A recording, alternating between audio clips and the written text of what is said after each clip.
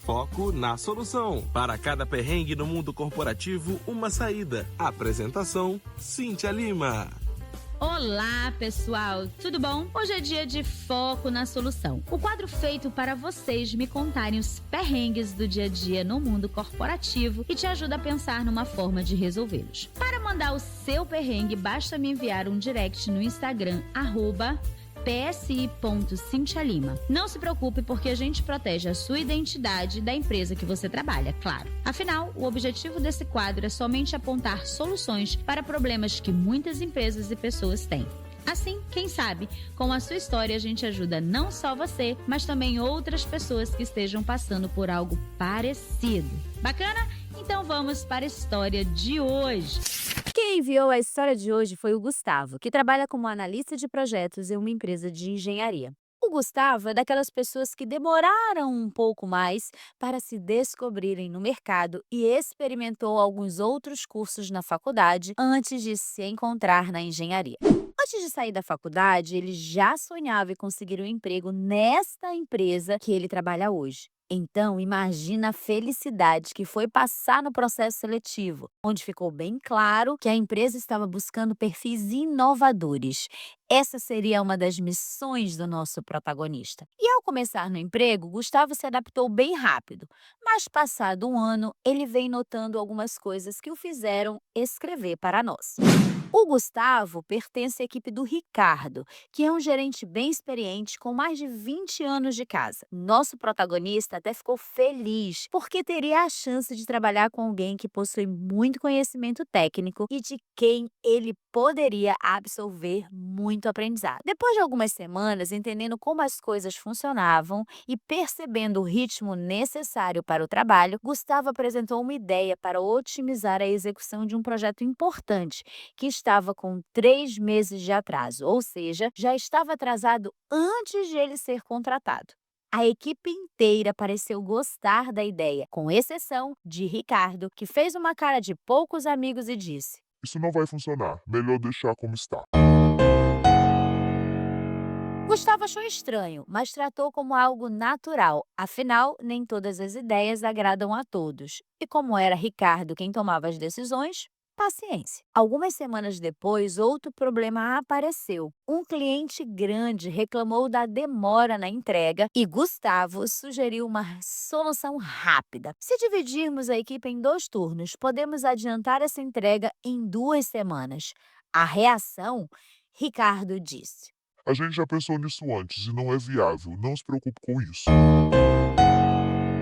Gustavo tentou levar com naturalidade, mas dias depois descobriu que isso não tinha sido pensado antes. A equipe sabia que aquela solução nunca havia sido discutida. E então Gustavo começou a perceber um padrão. Todas as suas ideias eram descartadas. E não só isso. Algumas semanas depois, Ricardo apresentava ideias parecidas, numa outra roupagem. Como Ricardo é o chefe, todo mundo fica calado. O momento mais crítico aconteceu quando Gustavo foi chamado para uma reunião com a diretoria. Ele até foi animado, achando que finalmente seria reconhecido pelo trabalho. Mas, para sua surpresa, Ricardo entrou antes, sozinho, e saiu com um sorriso de orelha a orelha. Durante a reunião, Gustavo percebeu que todas as ideias que ele havia sugerido nos últimos meses foram apresentadas por Ricardo de um outro jeito, como se ele tivesse encontrado a solução para os problemas. Ele conta: Cíntia, chamei o Ricardo para conversar e tentar entender o que estava fazendo de errado, porque eu simplesmente não conseguia enxergar. E o que eu ouvi dele me fez cair para trás. Gustavo, você precisa entender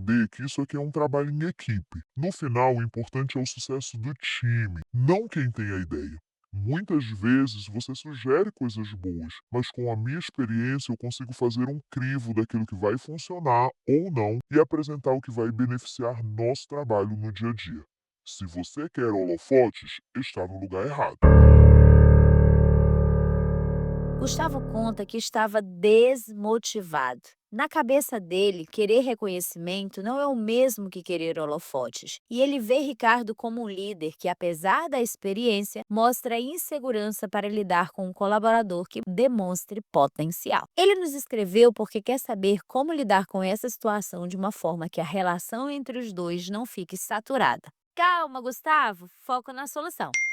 Primeiro, quero reconhecer sua coragem em compartilhar essa situação. Muitos passam por situações semelhantes, mas nem sempre sabem por onde começar a resolver. Vamos pensar em estratégias práticas que você pode adotar para lidar com isso de uma forma assertiva e produtiva, sem, como você disse, saturar a relação com o Ricardo. É importante entender que nem sempre suas ideias serão diretamente creditadas a você, especialmente em contextos hierárquicos mais tradicionais. Isso não significa que seu trabalho não está sendo valorizado, mas sim que o modelo de reconhecimento pode não ser claro ou justo. Isso dito, não abra mão de ser assertivo quanto ao seu papel. Para proteger sua propriedade intelectual, mesmo no ambiente corporativo, comece a documentar as suas sugestões. Quando for propor algo, envie um e-mail formalizando sua ideia ou registre o assunto no sistema da empresa, se houver, por exemplo. Ricardo, gostaria de compartilhar essa ideia para resolver o atraso no projeto XYZ. Acho que se dividirmos a equipe em 2 turnos, podemos adiantar a entrega em 2 semanas. O que acha? Isso cria um registro claro e amigável das suas contribuições. No diálogo com o Ricardo, seja estratégico. Mostre que você está interessado em contribuir para o time e não em disputar holofotes.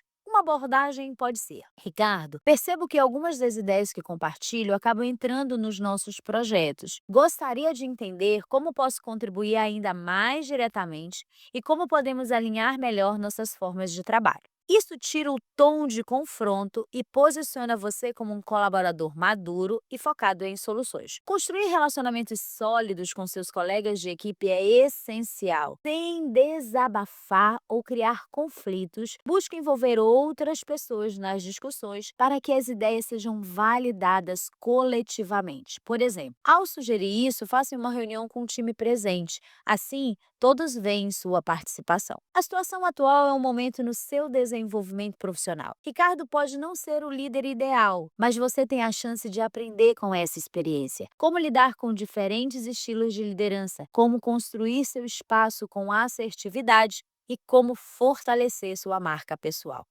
Se a situação persistir e você sentir que está estagnado, busque apoio de outros líderes na empresa ou mesmo fora dela. Um mentor pode ajudar a guiar você nesse processo de crescimento profissional. Gustavo, desafios como esses fazem parte do aprendizado. Ao invés de se deixar desmotivar, use essa experiência como um trampolim para se tornar ainda mais resiliente e estratégico. Estou aqui torcendo pelo seu sucesso. E se precisar de mais ideias ou apoio, conte comigo. Mande o seu perrengue para nós no Instagram, @psi.cintialima.